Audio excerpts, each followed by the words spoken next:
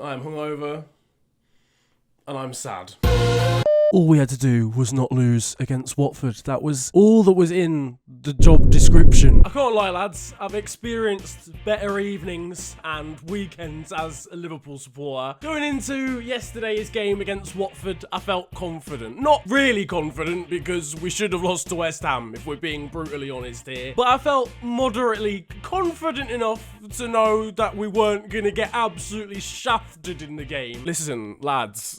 We've gone from being invincible, engraved in immortality in the footballing world forever, to losing 3-0 to Troy Deeney. Fam, oh my god. I'm not going to complain too much. Obviously, being a Liverpool fan is still very good at the moment. We're still 22 points clear. But how are we still a banter club 22 points clear? And we've provided nourishment for football Twitter for weeks and months to come. Now, I will be proud of every single one of these players if we win the league, regardless of how many times we lose between now and the end of the season. But also, before I rip apart any Liverpool players, fair play to Watford. Played very well. I've always believed in Ismaila Sarr. I didn't know why he didn't get game time when he first joined, but I'm glad that he's flourishing. It's just a shame he literally bent Liverpool over and I put out a tweet yesterday to just basically give me your best abuse, and I'll rate it in this video, and it's got almost 500 replies. Oh, Jesus Lord. We'll come on to those in a little bit, but I wanted to talk about the game a little bit first, and also just the best of social media. First things first, Dejan Lovren. You thought I was going to start with the goalkeeper because it makes sense positionally.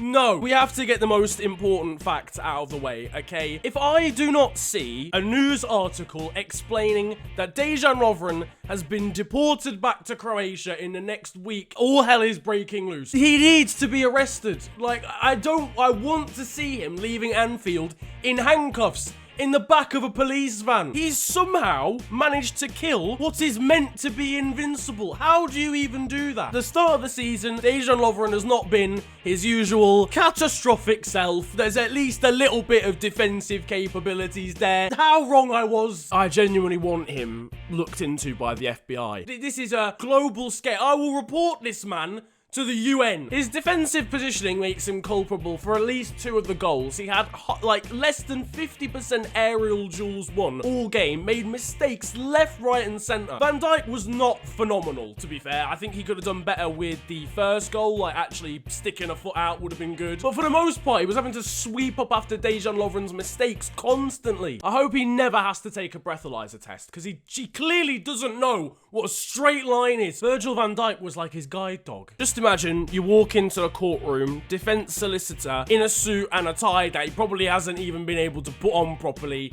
and it's Dejan Lovren. You're more likely to get a better defense story put together by the security guard in front of the jury than him. I'd sooner put my future freedom in the wooden paneling that the courtroom is made out of. It might accidentally echo something that sets me free. There's more chance of that than Dejan Lovren defending me. Midfield-wise, we just couldn't get any control in the game. Fabinho was okay-ish. I know he got a lot of stick, but I thought he was alright. Oxlade-Chamberlain and Wijnaldum had little to no impact on the game at all. And again, like, these players have been insane all season. I've praised them all season in FTW and on videos on the channel. I realised that. To lose an invincible record, like, fairs, you know, you lose 1-0, oh, that's a shame, whatever. To get slapped up by Nigel Pearson. Alright, what can Twitter throw at me? What have we got so far? Dejan Lovren says he is one of the best defenders in the world. If he was, let's say, to be arrested, given the terrible performance yesterday, he wouldn't even be the best defender in the police car. Sadio Mane telling Watford to take care of his boy Ismaila Sarr, only for him to bend us over. It's just top 10 anime betrayals from Ismaila. Imagine Sadio Mane not even being the best Senegalese winger in this picture. Just, the streets won't forget. To be fair, the more concerning thing about this is there was a time where Watford were beating us 3-0.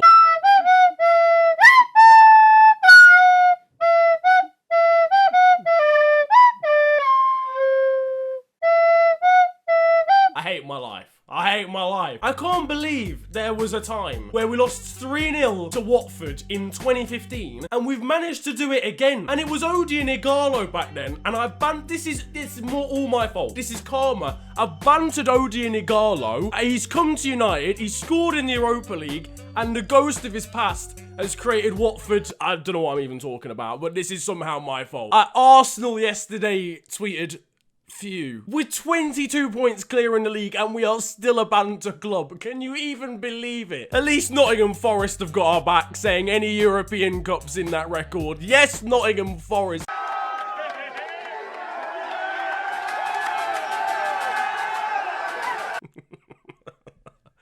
Oh no! The editing is very good on this video. Fair play to whoever's made this. No, I'm sorry. There's clubs in here that don't even care. Why are Norwich there? Who from Norwich has any right to be involved in this discussion whatsoever? Arsene Wenger sold Alex Oxlade-Chamberlain to Liverpool just so he'd have a shocker in midfield against Watford 2 years later to end Liverpool's run and help Arsenal retain their 49 unbeaten record. Arsene Wenger, he's done it again. A true philosopher of the English game. My time here is coming to an end, son. I only have one request. Should you leave Arsenal, I want you to go to Watford. Share with them all that I have taught you and help them stop Liverpool from winning the league unbeaten. My legacy is in your hands now. Danny Welbeck was not even involved in the game. How has he been brought into this situation? I'm just imagining that conversation happening.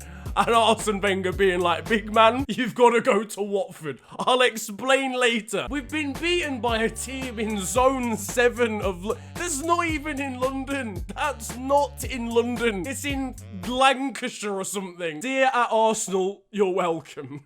And I never liked football anyway. I've always been an ice hockey fan. Virgil van Dijk versus Watford away. Best centre-back in the world. I can't be bothered. How is there one of these for every single footballer? Sadio Mane catching Ismaila Sarr after the game. Hey, shit. Cut, bro. Fucking paper. Hey, yo, don't let him do that I've to you, been bro. there for you since day one. Ismaila Sarr is a traitor. You heard it here first. Wenger at Liverpool's parade with his gold trophy. Tell your guy, come get your fucking shit. Come get Yo, fucking dick. This is the old version again. This ain't a new plate. Man's like, Come get that dude. I know it has nothing to do with the caption yet, but that guy that just comes out of nowhere and like, "Come get that, Beebs." Come get that dude. Nah, this is the best one. This is the best one I've seen so far. 2015, Watford 3, Liverpool 0. 2020, Watford 3, Liverpool 0. Thank you for the memories, Jurgen, but it's done. it's time to go! Liverpool, we're doing another Invincibles. Ismaila Sarr. I don't think you have the facilities for that, big man. If you really think that us Arsenal fans are going to shamelessly celebrate this result, even though we lost to Olympiacos less than 48 hours ago, then you are absolutely correct. This is Arsenal's biggest day of their last 5 years, and they didn't even play during the day. They literally lost to Pita Bread Merchants on Thursday. How have they got just Trent Alexander-Arnold got a 4.3 rating. He could have stood still all game and not moved and got more than a 4.3. Dub so big I bought Watford. I just can't be bothered, man. Right, come on then. What have you lot replied to me on Twitter? Let's go. You're now legally obligated to make a video stating why Arsenal is better than Liverpool. Now you see, Omar, that would rely on certain things to happen which are currently not happening in the league. Watford got to Liverpool before the coronavirus did. Safe. Arsene Wenger left Arsenal in the Europa League so Arsenal could face Rennes where Ismaila Sarr played, so that Sarr could attract interest from Watford. And no, listen, I'm sorry, no. These are getting more convoluted. This is not possible. Someone's just replied with the Arsenal v Olympiacos score. I mean, you're abusing the wrong team here. I was looking for Liverpool stuff, but that is also extremely funny. Even the box would beat Watford. The ultimate nail in the coffin. Watford away isn't for everyone. You didn't even win the game. It was a draw. Oh, give up, man. Liverpool, more like loser shit pool. This was really bad. Yes, it was. Tranmere managed to come back from 3 down against Watford, and we couldn't even get one. Dear mother of God, that is depressing. Liverpool in line to receive special gold Premier League trophy. history. We could have had a gold trophy, and we've shafted it against Craig Cathcart. Watford away ain't for everyone. Listen, I'm sorry. I'm not accepting anything from Brighton and Hove Albion. I'm sorry. I refuse. You won, Watford. Enjoy ruining our unbeaten season. I hope it makes you happy. Dear Lord, what a sad little life, Watford. You ruined my unbeaten season completely so you could have the 3 points, and I hope you can spend training tomorrow on lessons in grace and decorum. Joe Taylor, that is magnificent. You're clapped. Phenomenal. So this has gone from abuse about Liverpool to just me being buzzed. For me, this game has proven that Jordan Henderson is the best central midfielder in the world. We have gone from a team that can beat anyone to a team that can lose 3-0 to Watford purely without him, and also with Dejan Lovren in the team, admittedly, but mainly, so I don't know why anyone's laughing, because this for me has cemented that Jordan Henderson is the best midfielder in Premier League history. That is my conclusion from this video. How can that be my conclusion? Right, lads, I think that's gonna wrap it up. I think we're done here. I think I've suffered enough mental trauma. If you want me to do more videos like this reacting to Liverpool games, then feel free to let me know down in the comments section, but I think that's gonna be it for today. If you enjoyed this one, then slap a like on it and subscribe if you're new to the channel. You can also follow me on social media. It is @theofficialfng on Twitter and on Insta. But it's been a pleasure ranting at you guys today. Have a great day, enjoy yourselves, and goodbye.